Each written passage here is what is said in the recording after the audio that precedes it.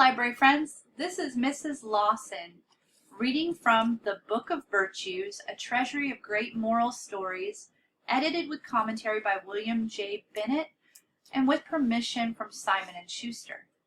Now this story is the story of the Honest Woodman, adapted from Emily Poulsen. This story is retold from a poem, and here I am in the story, by Jean de La Fontaine, 1621 to 1695, who, like Aesop, was a master of the fable. Now, if you want to read a longer version of this, with a twist, a little more violence added, and a Greek god, then look up Aesop's The Honest Woodsman, or Woodman. Now, here we begin.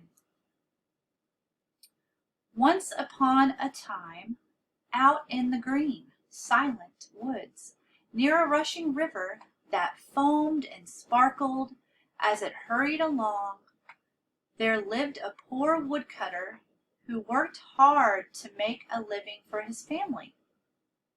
Every day he would trudge into the forest with his strong, sharp axe over his shoulder. He always whistled happily as he went, because he was thinking that as long as he had his health and his axe, he could earn enough to buy all the bread his family needed. One day, he was cutting a large oak tree near the riverside. The chips flew fast at every stroke, and the sound of the ringing axe echoed through the forest so clearly you might have thought a dozen wood choppers were at work that day.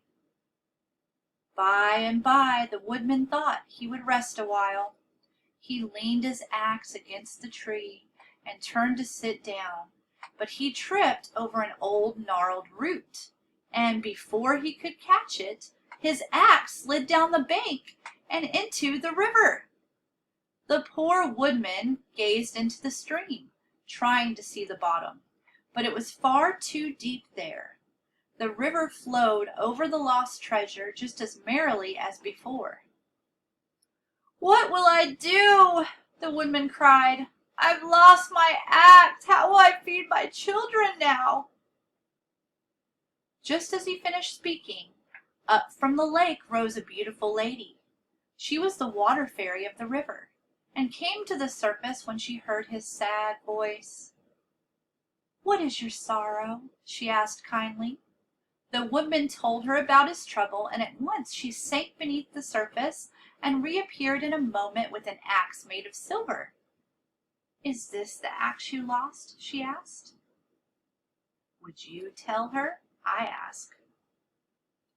The woodman thought of all the fine things he could buy for his children with that silver, but the axe wasn't his, so he shook his head and answered, "My axe was only made of steel."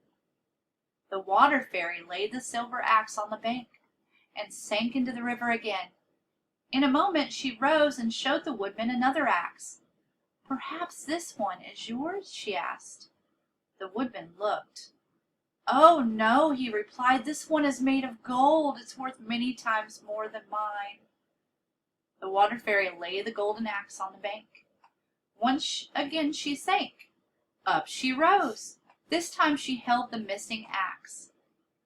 "That is mine," the woodman cried. "That is surely my old axe."